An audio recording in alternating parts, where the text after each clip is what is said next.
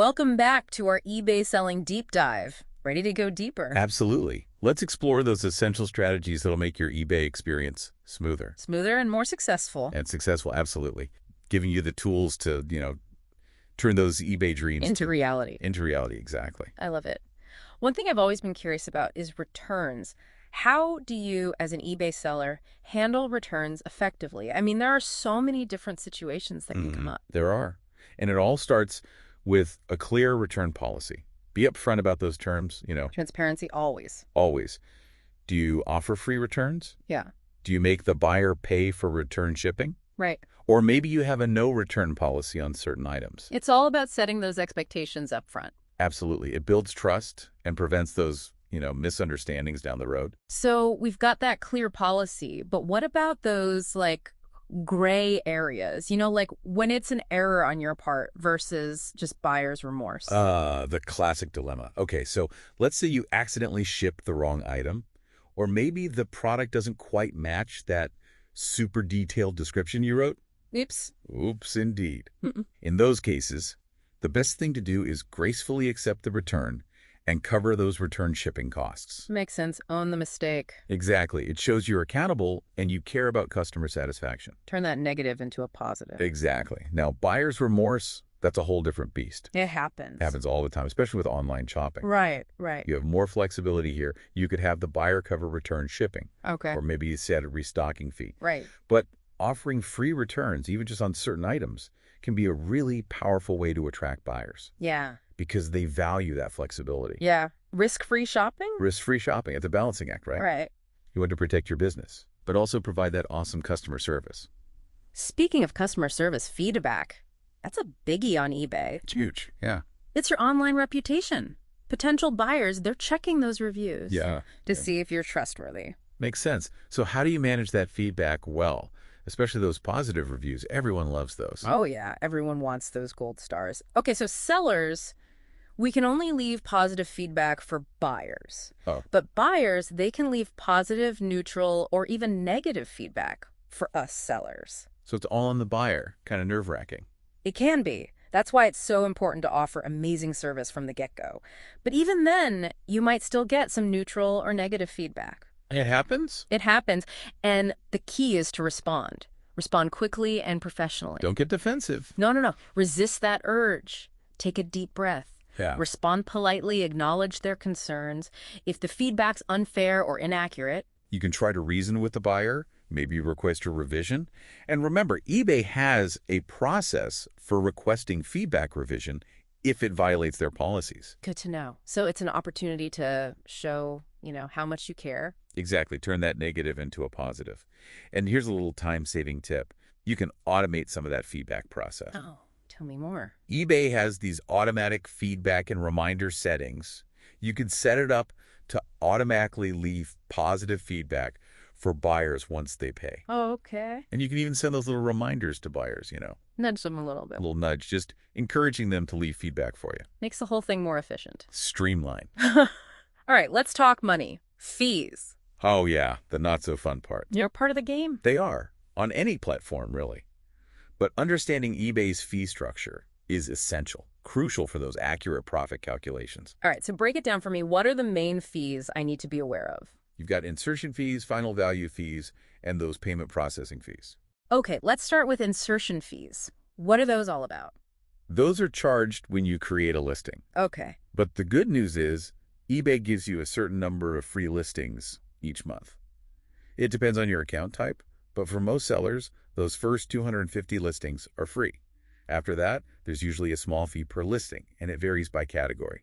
Okay, so you get some freebies to start, You do. and then it's pay to play. What about final value fees? Those sound a little more complicated. They can be. They're calculated as a percentage of your total sale amount, and that includes the item price and any shipping costs. Okay. The percentage, again, varies by category, but it's generally around 10% to 12%. Now, there's usually a cap on the final value fee for each item. Okay. So you're not going to be paying an exorbitant amount even if you sell something for, a high price. That's good to know. So the more you sell, the more fees you pay, but there's a limit, which is nice. It is. Now, those payment processing fees, eBay has their own system now. Right. Managed payments. Buyers can use all sorts of methods. Credit cards, PayPal, all that. All of that, yep. Apple Pay, Google Pay, you name it. The processing fee is a small percentage of the total transaction, usually around 3%. Streamlined. I like it. Very streamlined. Besides those core fees, anything else sellers should be aware of? If you're a high-volume seller, you might want to think about an eBay store subscription. They have monthly fees, Okay. but they come with some nice perks, like lower final value fees and more free listings. They have different plans, basic to premium, depending on your needs. And don't forget about those optional services eBay offers. Like what? Listing upgrades, so your listings get more visibility. Okay. International site visibility if you want to reach those global buyers. Expand your market. Exactly. But they come with a fee, of course. Makes sense. Yeah. So understanding those fees, it's all part of running a profitable eBay business. Absolutely. But fees aren't the only financial thing we need to think about, right? What about taxes? Do those apply to eBay selling? Oh, absolutely. Even if it's just a side hustle? Even if it's a side hustle. The IRS sees that income from your eBay sales as taxable income. Okay. Just like revenue from any other business. So taxes, everyone's favorite topic. Nobody likes taxes. Yeah. But depending on your sales volume and your business structure, you might owe income tax, self-employment tax, Okay. which covers things like Social Security and Medicare and maybe even sales tax. That varies from state to state. Sounds complicated. Where do you even begin with all that? Record keeping is key. Meticulous record keeping. Right. Track every sale, every expense, the cost of your products, those shipping supplies, the eBay fees, even home office expenses if you're running your business from home. Right. Accounting software can really make this whole process easier. So organized and stay on top of those records. Absolutely. And one more tip, stay informed. Tax laws, they change. They do. So keep up to date on the latest IRS guidelines for online sellers. And if you're feeling overwhelmed, talk to a tax professional who knows e-commerce inside and out. Good advice. Always better to be safe than sorry. Let's move on to shipping. How do you get those products to buyers safely and efficiently? Shipping. Yeah. It's your final impression on the buyer, so you want it to be a good one. It starts with choosing the right carrier and the right shipping method. If you get USPS, FedEx, UPS. So many choices. So many choices. Each has its strengths and weaknesses depending on, package size, weight, where you're shipping to, how fast you need it to get there. So how do you figure out the best strategy? Like, what are the pros and cons of each carrier? All right, so USPS, they're usually the most cost-effective Okay. for small, lightweight items, especially if you're shipping within the U.S. Okay. They've got first-class mail, priority mail, and then media mail, which is great for, like, books, DVDs, and other media. Right. Media mail. Are there any restrictions on that? There are. It's specifically for books, DVDs, certain educational materials. It's usually slower than other USPS services. Right. And you can't just put anything in there, like a brand new textbook. That's a no-no for media mail. Okay. Good to know those specifics. What about FedEx and UPS? FedEx and UPS, they're known for their reliability and their tracking. Okay. They're usually better for larger, heavier items Okay. or more valuable items. More peace of mind. Exactly. They offer a wider range of shipping speeds, ground, express, all that good stuff. More options. More options. And they usually have better insurance options for, those high value or fragile items. Good to know. So lots of factors to consider. Many factors. What about international shipping? That always feels a little more complicated. It is. You've got customs regulations, documentation. Those transit times are longer. Right. And those shipping costs, they can vary wildly. How do you even begin to navigate that? eBay has this great program called the Global Shipping Program. It's a game changer. You ship your item to a domestic eBay shipping center. Okay. They handle the international part, customs, delivery to the buyer, the whole shebang. Sounds convenient. Incredibly convenient. It takes out a lot of the guesswork. I like it. Now, we can't forget about packaging. I'm not the best at packing boxes. Any tips for making sure those items arrive safe and sound? Think of it as building a little protective cocoon for your product. Okay. Choose the right materials. Sturdy boxes for heavier items. Right. Padded envelopes for those smaller, more delicate things. Okay. And don't be stingy with the cushioning. Bubble wrap, packing peanuts, air pillows, whatever it takes to prevent those items from shifting around and getting damaged. Build a fortress around them. What about sealing those packages? Use strong packing tape. No masking tape, no scotch tape. That's just not going to cut it.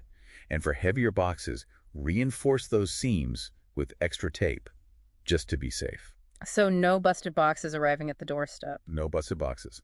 Now, addressing. Clarity is key here. Use a legible font, print that label clearly, And double-check that buyer's address. Accuracy is key. Absolutely. Yeah. Attach that label securely so it doesn't peel off. Yeah, yeah. And don't forget your return address, just in case. Good point. What about insurance? Worth it for eBay sellers?